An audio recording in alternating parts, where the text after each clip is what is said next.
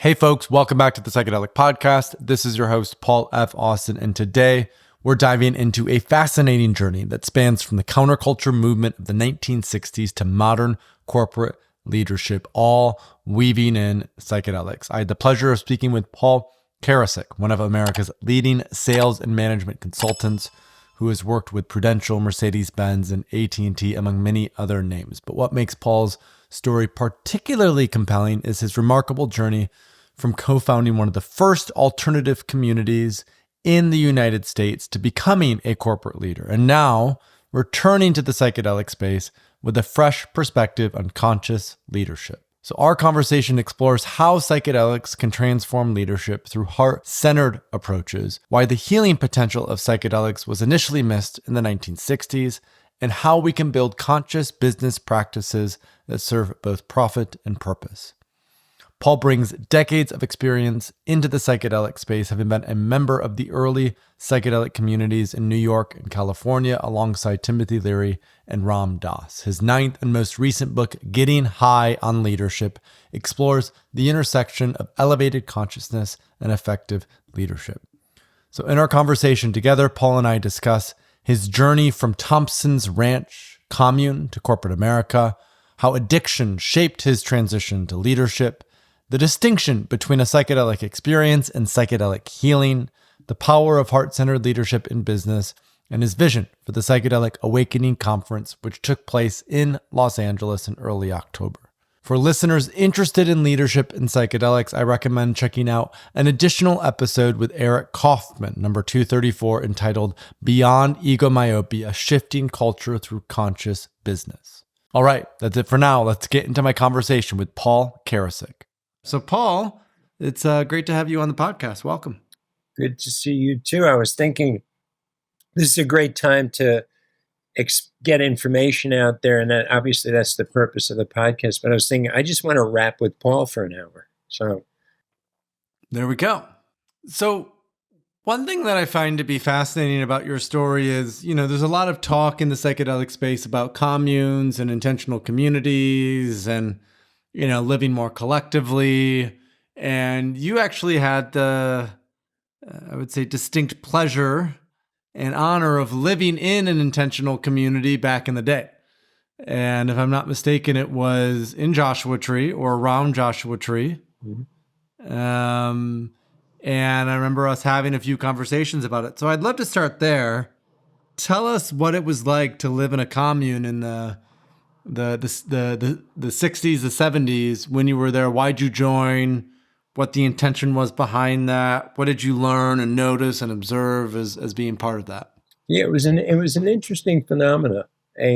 Things were very sort of fell into tribal type situations with little groups kind of building on some core concepts, or maybe some spiritual concepts, or maybe gardening, or maybe around something central. And they really happened organically. I mean, I can't remember ever reading anything about starting a commune. And I was actually, I guess, would be considered one of the founders of our commune. Leaders, decision makers, core, kind of director in that sense. It's interesting, Paul, that we lived in San Francisco. So we were in Haight-Ashbury. And Haight-Ashbury, by 1960, late 1968, early 69, into 60, really mid 69, really burnt out completely, Haight-Ashbury. What was the Flower Children? What was the kind of like, I mean, you could literally walk into any house, you could knock on a door and somebody would open it and you'd be in the living room. I mean, it was a social phenomenon. The only thing I can think of that people could relate to today would be Burning Man. I think that Burning Man has that vibe. That's why I'm not even drawn to Burning Man that much, because of that. Like, I know what that's like. We did it for a couple of years, and it's really cool. I know its shortcomings as well. And then, so we got an idea. Let's get out of town. We got to go back to the country. We get into these type of things. And we were a city commune. There were musicians. obviously lots of acid, lots of other drugs too, which I have to say, which caused the demise eventually, but it was infiltrated in there throughout that time. And so we went up to Mount Shasta. Mount Shasta was like, the promised land. We had heard stories about flying saucers. And have you ever heard about Mount Shasta and the legends? Oh, yeah. Yeah. Oh, yeah. So at this point, nobody had ever heard of it. You're talking 1969. Somehow one of our tribes said, we got to go there, and, this is where we should be. And, we all went, okay. It's funny watching the Manson thing unroll. A lot of people's like, how could this? And like judging, knowing what I understood it. Like, yeah, I could see how that. If you went off on that side trip, that's how you get Manson. There were a lot of very strong personalities. I think I was a strong personality at that time, but not of a negative nature, if you know what I mean. So it was more enrolling and encouraging and that type of thing. So we went up to Shasta in the summer, and we lived on the mountain throughout the whole summer. And we built saunas we dam up the stream so we could jump into the stream. We built saunas up there. We lived totally communally, cooking, eating, enjoying Shasta. We were actually in the foothills, not on the mountain at that time, but lots of saucer sightings. I want to say almost every night. I had a close encounter there at that time. Unexpectedly. It was magical. It was really magical. And we were totally immersed in nature, I mean, lived by a lake. We could just jump in and go swimming, and the weather was beautiful, crystal clear. We cooked by the fire every night. I mean, it was very Indian, Native American, right? I mean, in that sense. That was sort of, I guess, maybe our theme. Come the winter, the fall, we would go down to Joshua Tree. And Joshua Tree, almost like Indians, right? I mean, that's what the Indians would do. They'd move around based on the season and, all that kind of stuff. And, it was an amazing sharing. Yeah, I there was a giving and a sharing. And I mean, I hate to use the word because it's so shitty of a word. And it's so abused, but there was a lot of love in the community.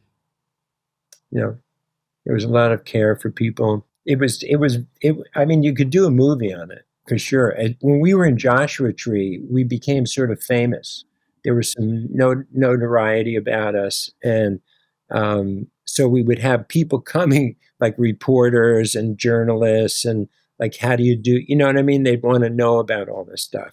And witches, warlocks, I mean, just like a range of fringe people, would come through, characters. And we were right on the edge of the Joshua Tree National Monument. So there's no better place probably on the planet to do acid than Joshua Tree, as far as I'm concerned.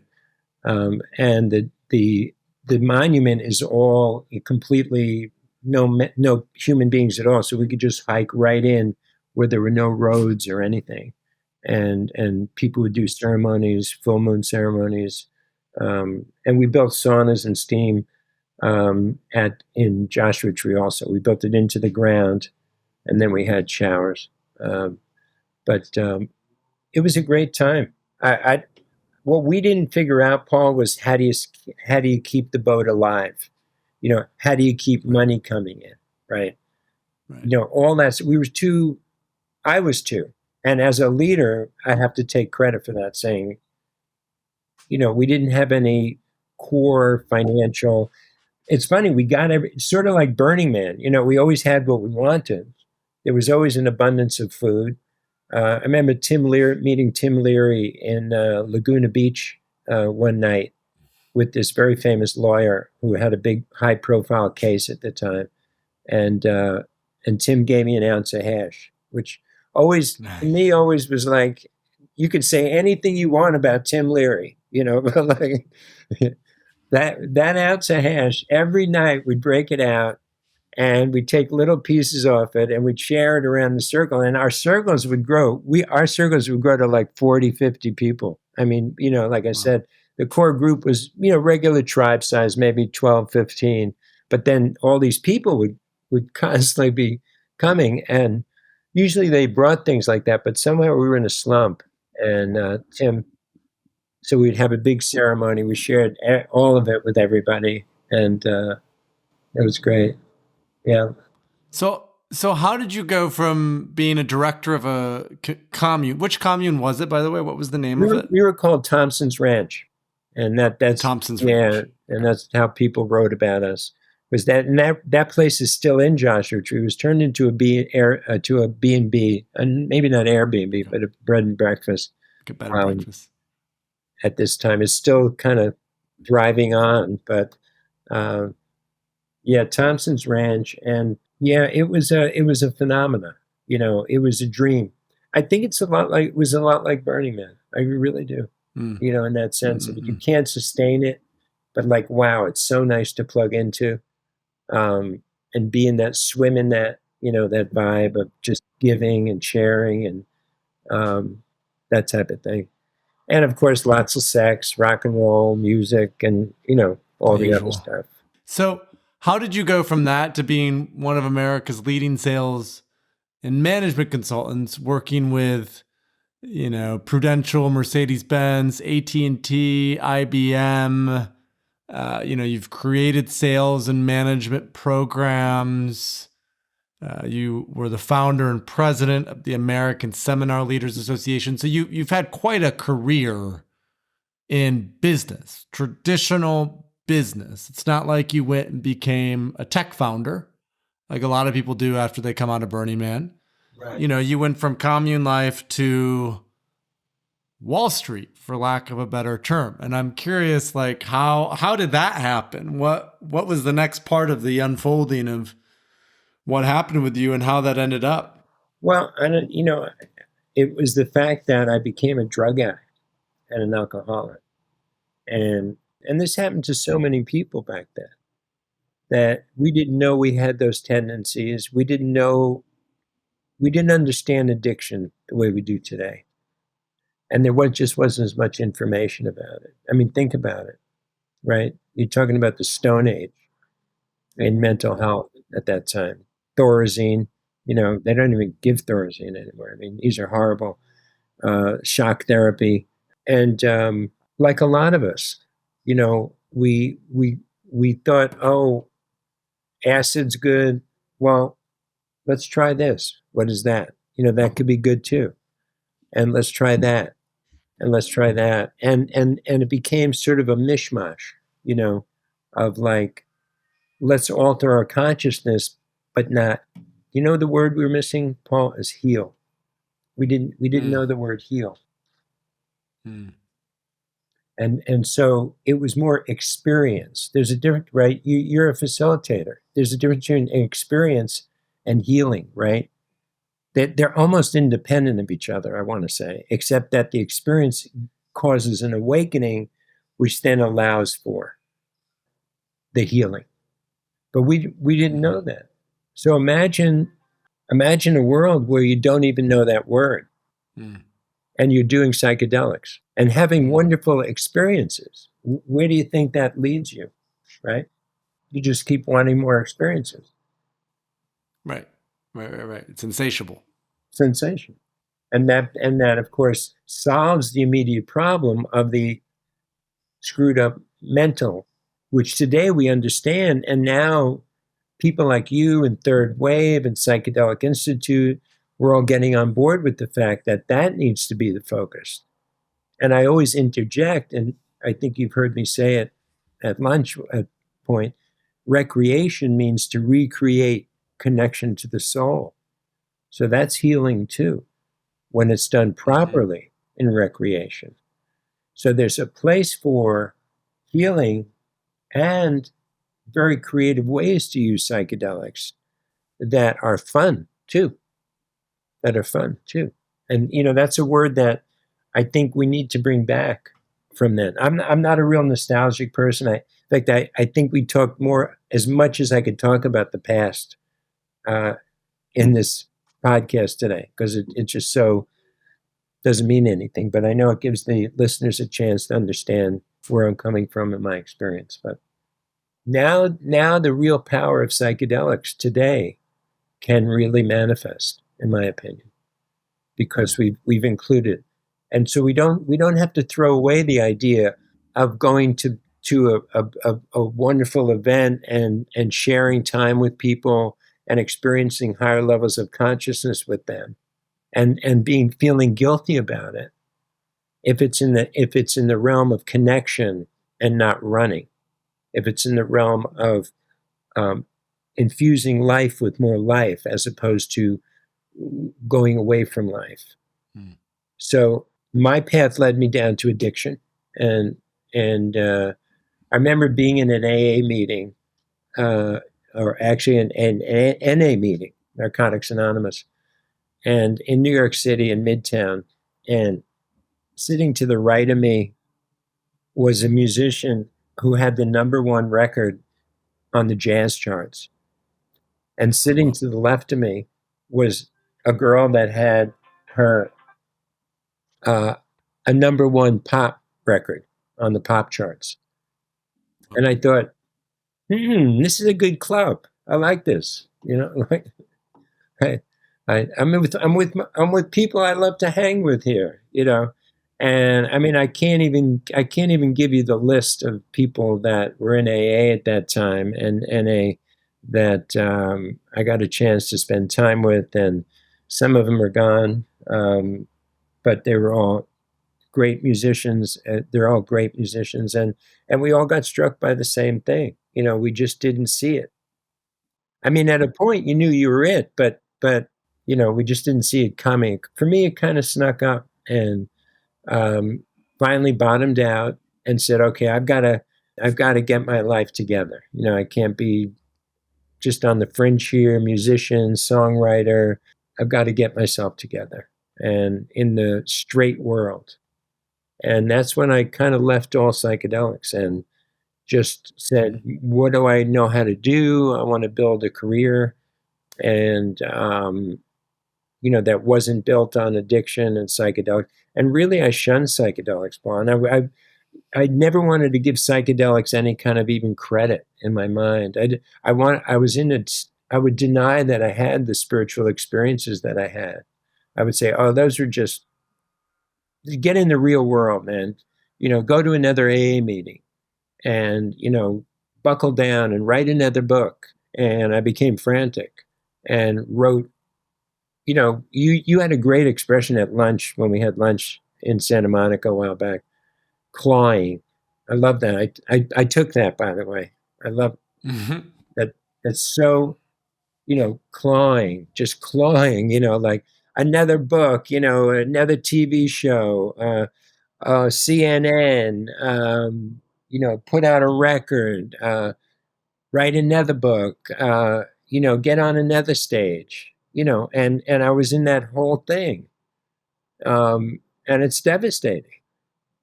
I've spoken in every state in the union, including Alaska and Hawaii, over the years.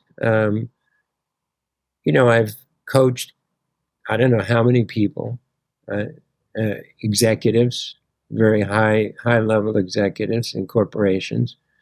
I've been on 1 million radio shows, TV, and by 2018, I was suicidal and just empty, like a bell, completely empty, and physical crisis, life-threatening.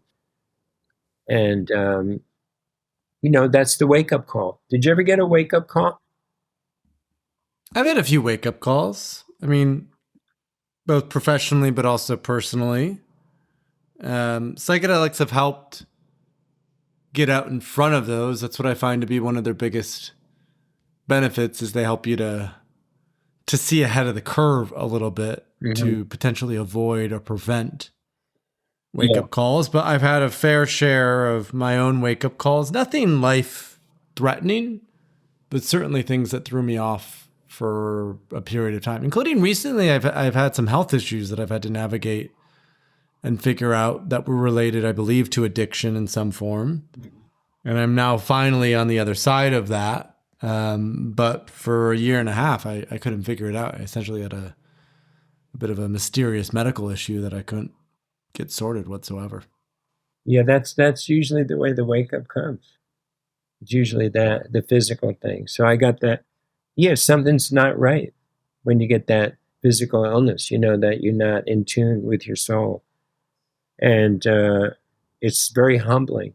You know, and I was ready to die. I mean, I was comfortable with that because that's the prognosis for that. What I had. It's interesting. You know, you just hit that spot where I remember sitting in the park overlooking the ocean, Manhattan Beach, where I was living, and just saying, you know, I'm really comfortable either way, and I'm yours. And I work with some entities that do spiritual healing, and I've seen a lot of miracles with that over the years, and I've been involved with that, helping people through mediumship and healing. I've seen incredible miracles. So I went to Brazil and figured, let me give it a shot. And I've been there many times, bringing other people there with life-threatening diseases and seeing them healed. And I went to Brazil, and in one night, I was totally cured. And now I'm disease-free. And I was given this incredible gift. And the saint that gave it to me had such compassion for me, told me that now I have to live a different kind of life, completely different than I was living. And it has to be based upon sharing what she gave to me to other people. That compassion she had for me, that benevolence she had for me, to do that, to do it. And I'm not talking woo now, Paul. I mean, I can show you scientific, hospital tests. Sometimes I can't even believe it. I have to look at that to say, did that really happen? Mm. But I know that every day is a gift, and every day is a chance for me to say thank you. And that the way to say thank you that I get to is to show and to feel and to share love with other people. Mm. And to allow that divine love that she had for me to flow through me to somebody else. And I don't think we're here for any other reason. I don't think we're here to build great coaching programs, to write books, all that stuff. You and I have done too much psychedelics to believe any of that stuff has any importance at all. Well, I would say the act of creation is what makes life worth living. Yeah. So the question is, what are we choosing to create with our existence that is in service to the benefit and well-being of others? Because without that, then we live in nihilism. So my sort of perspective on that would be more of like, what is the role of the bodhisattva? So when we come into enlightenment, or we come to recognize the sort of non-dual nature of our existence and reality, yet we paradoxically also realize we live in a body and we have to navigate the world. And so I think the choice is, well, from that place, what is it that we choose to create? So there are different manifestations of that choice. But I'm also not a hedonist in that, oh, well, life is just, let's take drugs all day and fuck. And I think there's a balance between things that feel good in the moment and things that do good for eternity, or do good over years and decades. I agree with you, but I'm saying the bigger 100%. But the bigger point is how we do it. We do it. We're having a big event. Maybe this will come out before it. Awakening 2024 coming up on October 5th and 6th in Los Angeles. But, the first year we did, this is our third year, we had some sponsors, some of the exhibitors come. And one of them was a ketamine clinic here in LA or in the LA area. And, a ketamine clinic is, first of all, it's a psychedelic. Second of all, it's about healing. So if we judge what he was doing by that, I had to give him credit that he was doing good work. He had a big clinic, he had a big staff. And what happened was when he was setting up the booth, both my executive director, Bree, and myself and other people noticed that he was speaking so poorly to everybody on his team. And he was talking down to our staff and our volunteers. And he was disparaging all kinds of different things and different people. And so what I was saying was that how we do it, if I'm cleaning up dog poop from the dog park with love and interacting with the dogs and interacting with the people with love and giving them love, that essentially that has just as much importance as a ketamine clinic or anything else. That how we actually embody the truth and work with people is the most important thing, not the actual activity. You and I are leaders, and many folks on this call, you attract leaders, and I know because I hang with you a little bit. And leaders are a little different because we set the tone, but we have the same game to play. If Paul Austin is doing a retreat and a thing down in Costa Rica, then you see him being sloppy or treating people with disrespect or inappropriately. What does the work mean? The work doesn't mean anything, because the work will be gone when you and I are gone, but our soul's evolution will not be gone. Our soul's evolution is what we're going to take with us. But our work, Psychedelic Institute, Third Wave, come on, give me a break. Dust to dust. It didn't even exist in the beginning. Now it's turning to dust. Yeah. It was an imaginary thing to begin with. It was a concept, and we put a logo on it. You see what I'm saying? By the way, I want to repeat, we should pick endeavors that have integrity, that are meant to do good. And you and I both have chosen education and community as our values. And so that is the arena we're playing, but it's how I bring myself to that in the end that really has the biggest impact on the world. Which is, and this is what you talk a lot about in Getting High on Leadership, right? And then it is a lot about the how, right? Exactly. And then the role that contemplative states induced by psychedelics or meditation or breathwork, how does that help to sort of, the cliche phrase is raise our vibration or raise our frequency. But I think more importantly, how does it help us to act in greater integrity, to get out of serving ourselves and instead be in service to something greater? What would you say when you were writing Getting High on Leadership, or now that it's finished and out there and published, what are the most important things about this overlap between higher consciousness and leadership? How have you seen an evolution in consciousness lead to better leadership? Well, yeah. And you know what? I would say that's a great question, Paul. The biggest misconception is that if you lead from your heart, then you'll be less effective. That's what's got, I'm the boss. We got to get this stuff done. We got a deadline at 3, with total disregard for the person and treating people so badly in so many cases. Oh, if I become soft, we won't get as much work done. If I become kind, I won't get as much work done. If I take a real sincere interest in my direct reports, you know what? It's such a lie. It's such a lie. What happens is people want to work for you. people are motivated. People stay forever. My secretary's been with me for 30 years.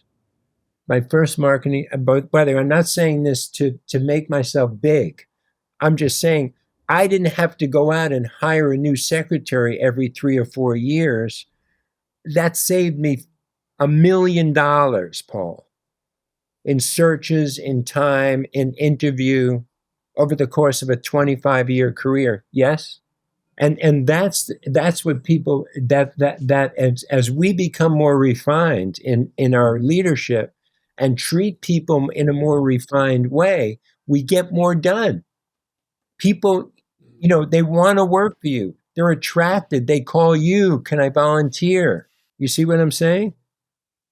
Mm-hmm. And that's a core message in the book, that leadership is an emotional transference. Leadership is the transference of an emotion. Until you feel like you want to move based on what I said, you're not going to move. I can give you all the reasons why you should microdose.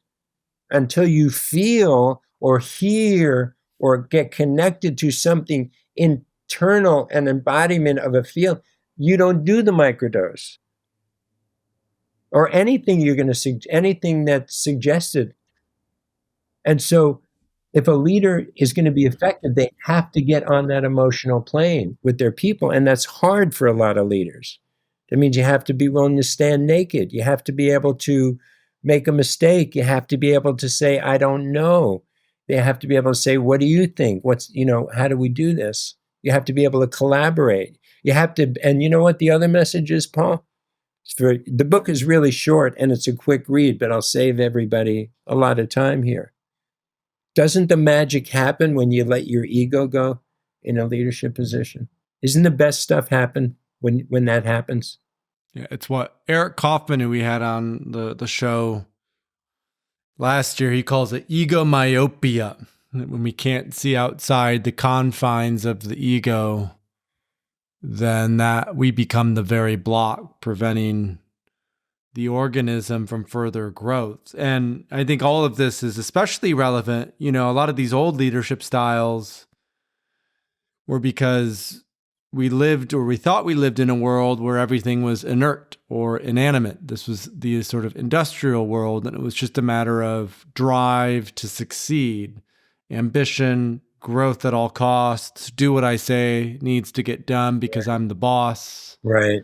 Whereas we've come to recognize we actually live in a network, sort of emergent or mycelial network.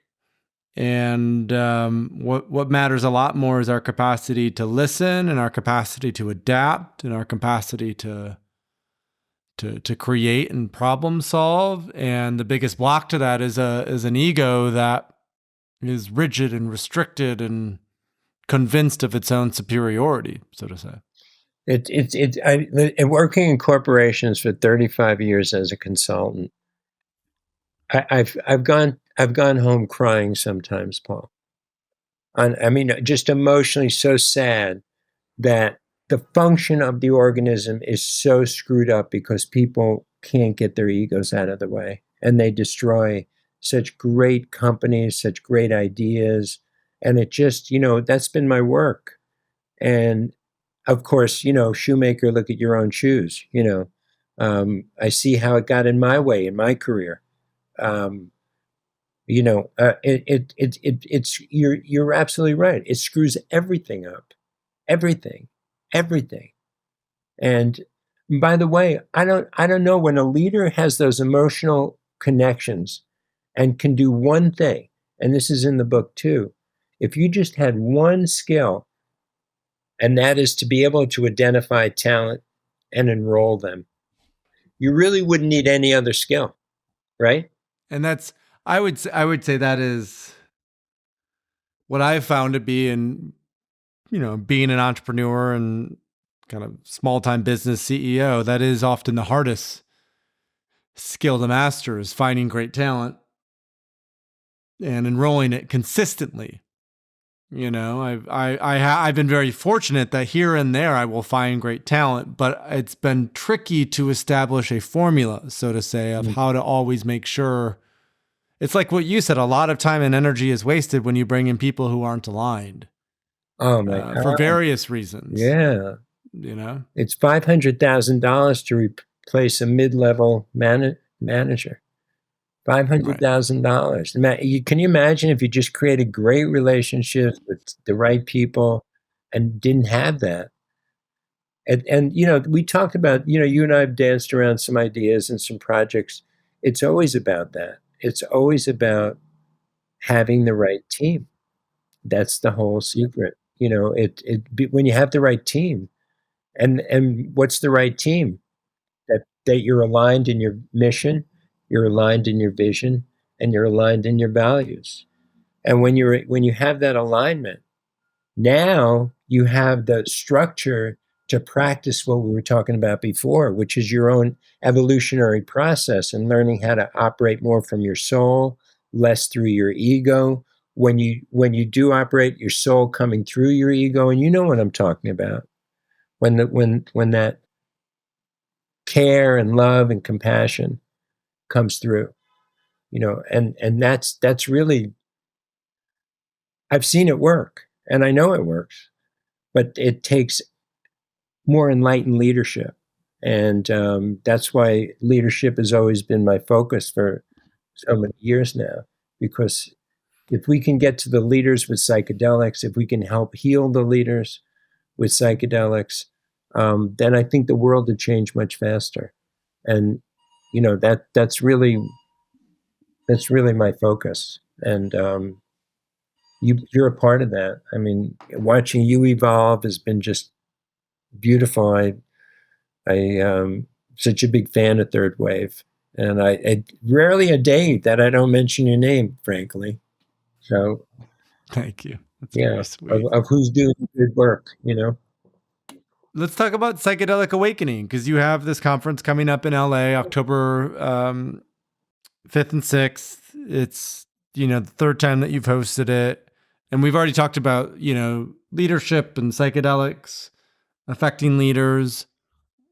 What impact do you want to have with Psychedelic Awakening and also the Psychedelic Institute, which you've also started? Bring us a little bit more into what's the intention behind these. Yeah, the intention is always built on our three values, which is healing with psychedelics, education, and community. And those three really we've had a bunch of smaller events through the year. I'm sure we'll have a bunch more smaller events. But our big event, our crowning jewel, is Awakening 2024. And, there's people with great information, friends of yours, friends of mine, access to medicine, um, provide great services of all kinds, and they're good at it. And then there's a bunch of people that are looking for that stuff. And so Awakening is twofold. One, it's about the business people who can then network, and it's vibrant. People are cooperating, working in collaboration, distribution. At our event, that's what happens, because we create that kind of let's collaborate for one goal, all of us, and that's healing. And so that happens. And then this other group at Awakening are people who have dabbled a little bit. They've tried some stuff, but they want to know more. They like what they've seen. Maybe a housewife whose daughter does mushrooms, but she doesn't want to talk to her, and she sees there's an educational event. She comes to it. Maybe somebody who works over here at Boeing or Lockheed or something that wants to get more connected to the medicine and find out more about it. They're going to come. So the interaction at Awakening is really vibrant.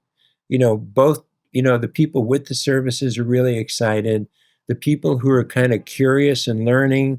But we have 47 speakers coming in, ranging from PhDs to, very significant researchers and lawyers and shaman and just every angle on the psychedelic scene. We're also throwing in a lot of workshops, Paul, and seeing how they go. So we're going to have a pre-conference day with hape ceremonies, sananga, all legal psychedelics that people can sign up before. And so that's going to, I think, introduce a lot of people to medicines, and give them access. Again, those people that don't have a network like you and I, where I can make a phone call and connect on anything, psychedelic wise in terms of services or whatever. And so that, and then the community to our event is music, and art. Music is, we'll have 10 or 15 psychedelic and psychedelic adjacent type music performers, acoustics, a little bit of electronic. We have a rap. And of course, our big name, which I shared with you before the podcast, is Be Real from Cypress Hill. It doesn't get any better than that. I want to smoke a joint with Be Real. How'd you get him? What was the process there? Just introduced through a friend or an acquaintance? Yeah, through a network and some people I had met at a cannabis event. Then actually, we do some product development and guidance and consulting. He came to me for that, and then I said, "Geez, we were this close to getting Cheech Marin." He actually had said yes. And then I guess they didn't see something on the schedule and got back really quickly and said they apologized, but they can't. But they were all into it because they have a bunch of brands and things. And Be Real has a few brands. He has Dr. Green Thumb. He has a big video and production and media company called Be Real Video. So they were very excited about being able to expose his audience to our group and vice versa. And I can't believe how many people know Cypress Hill. It blows my mind. I mean, it's crazy. I was talking to Paul Wigdor, who and I figured he would know. He goes, I got 2 of his albums. I go, get out of here. Get out of here. Okay. So it was like, so we're very excited about that, needless to say. And I'm going to get the pleasure of interviewing him, and we'll have some fun. And he's a visionary. He's really challenged the system. Be real. He did in the 90s what a lot of the people are doing now in psychedelics. He confronted the system. He was brave. He smoked a joint on Saturday Night Live and got banned. That's his famous. Nice. And that's the type of thing that bravery. He's really a visionary and a leader, and Beautiful. That takes. He's the real deal. He really is. Gang leader. Like got bullet shots in his lung. And, oh wow, I didn't know that. Okay, so he's lived many lives. Oh, he was a blood, like the blood in the Crips. He was a blood. Sure. In the 90s, yeah. Well, don't piss him off at this event. Oh, no, man. I don't want to see you. I was like, I tiptoed in, No, he's a businessman between you and me. He's a great artist, musician. He's like any guitar player you've ever met. He's just that sweet. He's a sweetie. That's beautiful. So we're going to have a good time. Great. Well, if folks want to learn more about Psychedelic Awakening, that's psychedelic-awakening.com.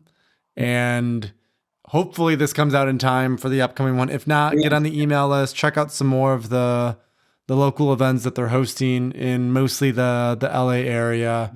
And then Paul's book, Getting High on Leadership. I've read through it myself. It's short, but chock full of nuggets. You can pick that up on Amazon. That's Getting High on Leadership. And then if you want to learn more about the Psychedelic Institute, where can folks go if they want to learn more about what you're up to with the Institute? We're just getting our website up, so stay with Psychedelic-Awakening and get on our list. And we're after this conference, we're going to roll out our platform. We have it half up, but we're going to be rolling out facilitator programs, coaching programs, some products and services, legal products and services, that type of thing, and some certification programs. And the seeds are being planted right now for all that at Awakening in the programs that are there. So we're excited about that. And we're also doing some retreats. So if we did our first one about a month ago, huge success. really, really, really, it was great. It was really great for everybody. And so we'll keep people informed on that. Also with Psychedelic-Awakening. And I appreciate anybody that wants to know more or get involved with us. We're open. We're a creative channel for new ideas, and we look at anything, any kind of collaboration that makes sense. We want to do it. We're all in this together. Beautiful. Well, Paul, thank you for joining us for this episode. I had a real fun time being able to drop in with you and hear all about everything. I mean, we hadn't really talked about a lot of the stuff that we got a chance to talk about today. So I hope it was interesting for the audience, useful, so much heart and passion in what you do. And yeah, I'm just grateful to be your friend and for you to have joined us for the podcast. So thanks again. Same here. Hey listeners, Paul here. I hope you enjoyed our episode today with Paul Karasik and his insights on how we can bring more heart-centered leadership into business. A quick reminder to head to the link in the description of this episode to see the full show notes and any of the links that we mentioned, including Paul's new book, Getting High on Leadership. Make sure to follow the Psychedelic Podcast wherever you get your podcasts so you never miss an episode. And if you found this episode inspiring or helpful, please consider sharing it with a friend. Thanks for tuning in, and we'll see you next week. Thanks so much for watching, and don't forget to subscribe to our YouTube channel. The psychedelic space is evolving every day, and we have a ton of amazing content that's coming out, and subscribing is the best way to keep up to date with all of that great content.